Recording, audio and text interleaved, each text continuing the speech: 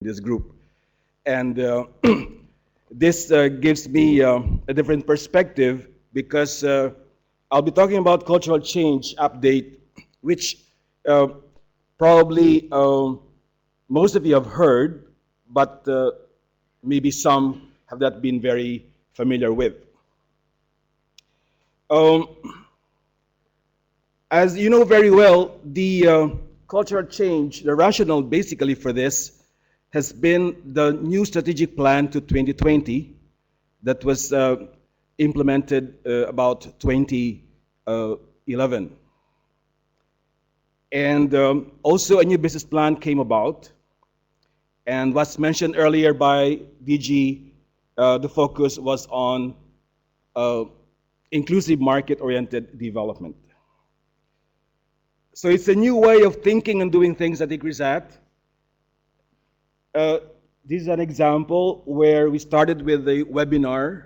We have not done this before. And using the open space discussion, we have never done this before, for us to get through more ideas on how to work on the cultural change. There were lots of discussions, rich discussions in the regional meetings, which led to a substantive understanding of the 5 shared values and the 5 key culture change areas that were put together by this very same group that I'm facing right now.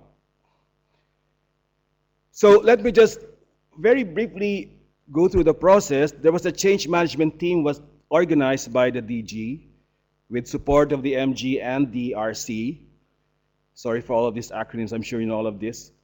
Drafted this framework, sought ideas from staff members before there was this meeting in January 2011, similar to this group, refined further with inputs from the global research meeting that also done in January, February 2011, and then developed the action plan and culture change.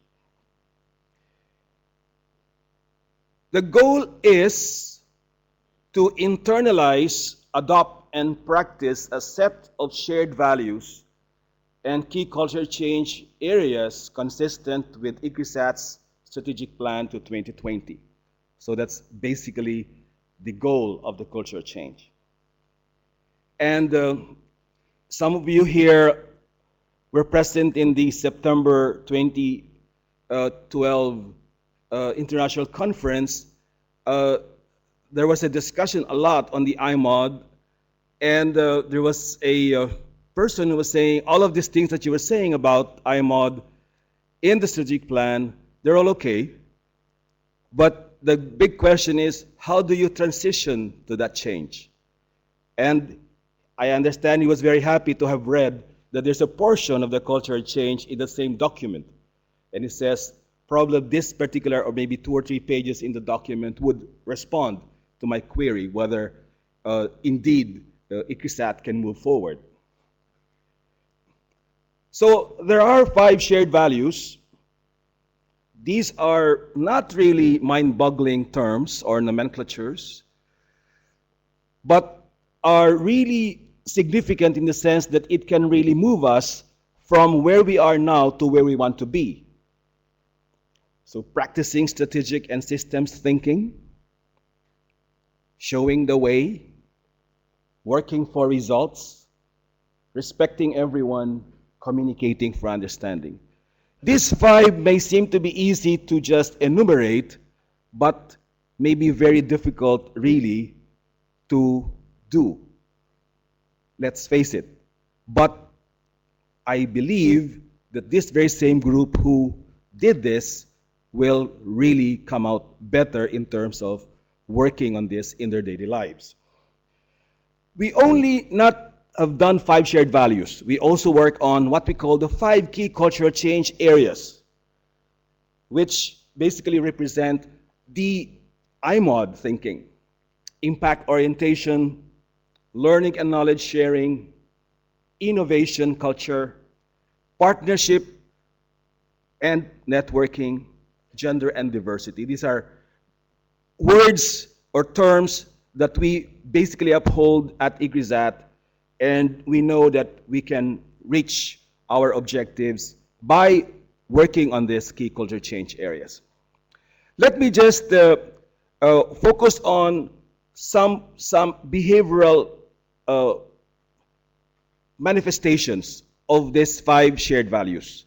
I know you know how to read, but let me just go on this, because in the next 5 days, I would like you to really internalize this as you are working on your work plans, as you are working on our belief that we will be able to carry on with our objectives. Systems thinking. Thinking and reflecting ICRISAT's vision and how it relates to its publics. Understands ICRISAT's strengths and weaknesses. Identify opportunities and challenges.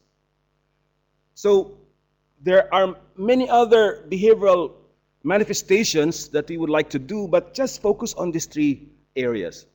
We are not asking for more, just these 3. But I'm sure these 3 are also very comprehensive. Showing the way. You see, this next 5 days, there will be lots of opportunities to manifest this. Behave always to protect and enhance ICRISAT's image, character, and reputation. In some of your discussions, this should be probably paramount. Demand quality and continuous improvements at all times. This is similar to innovation. Demonstrate punctuality and efficiency in what we do. This will be tested definitely in the next 5 days. Take ownership of issues and concerns until resolved. Not easy, but it's going to be a challenge. Approach challenging tasks with a can-do attitude. I will not say more on that. What about working for results? Demonstrate high energy and resilience at all times. Take pride in our work and aspire to the best that we can be. Accept personal responsibility and accountability for actions and results. Deliver quality outputs on time and every time, despite obstacles and frustrations. So this again will also be tested in this week. Now, very important, value 4, respecting everyone. Be sensitive to time, again, priorities and the skills and abilities of each one in this group. Not everyone in the same mode of that particular skill or competency. Give assistance, information, support to colleagues and staff for continuing collaboration now and also in the future. Be friendly, polite, and cheerful towards colleagues and staff. I don't think that will be difficult. 5, communicating for understanding, especially in these discussions in the next 5 days. Accept ideas opposite to one's own. Listen attentively and avoid interrupting when one is making a point. Identify and offer solutions that benefit all parties involved. Give timely and regular feedback. So don't wait for 1 year or in the next 2 years to, the last time you were talking in January 2013, you were saying this. So if you can provide timely private feedback, why not? I will not talk about the key cultural change areas behavioral descriptors because that will be too much for you now. But just for you to understand that it's not easy to change. Things do change, things do not change, but we change. Thank you very much. That will be from my first presentation.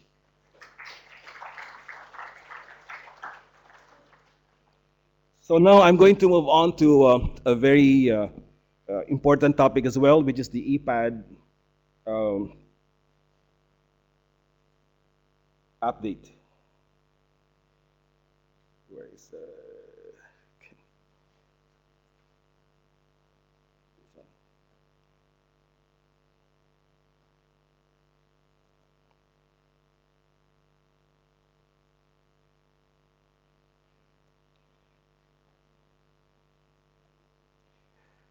Okay, so good morning again. So I'd like to talk about the EPAD update and timelines. This will not be very, very long. But of course, I'm sure because some people who just were hired last year may not have probably been given a sufficient update. So what are the main ideas for the EPAD? It is an employee performance-centric kind of system. It captures the individual work plan targets, and precisely this is going to be your output for this week. Smart because it is specific, measurable, attainable, realistic, and time-bound. The system allows more conversations so that it's not just the year-end conversation, but rather if you have a mid-year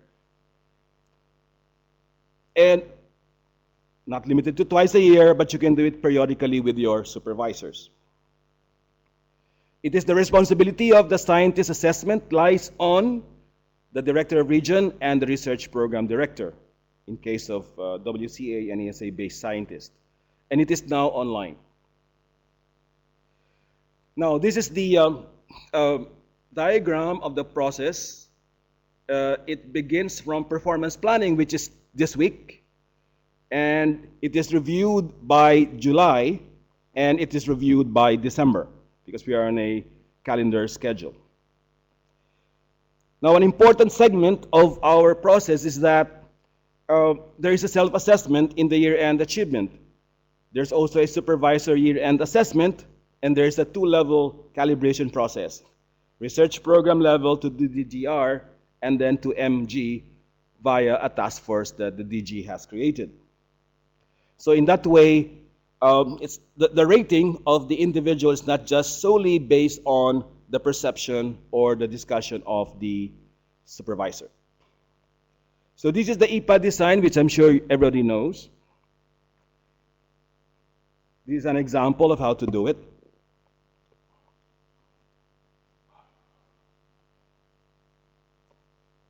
And the flow of the EPAD is something like from the scientist to the RPD, to the DDGR to the MG, or scientist, RD, and RPD to the DDGR to MG in case of the regions in Africa. And for the managers, manager, supervisor, next level, then to MG. So that is the process flow. For this year, or rather last year, we are following this double letter ratings. Met all expectations will be ME. Met all, exceeded some, AE. Exceeded most, exceeded all expectations, EE. Met some, did not meet some, DE. And did not meet most of all expectations, BE. Now what happens is in the online EPAD, if you're using the online EPAD, the rating will be on a per work plan target. And by looking down all the ratings per work plan target, there becomes a one rating based on the performances of all the work plan targets looking at. EPAD timelines, I'm sure you know all of this already. We are now in the stage of calibrating. We are now February 15, this Friday.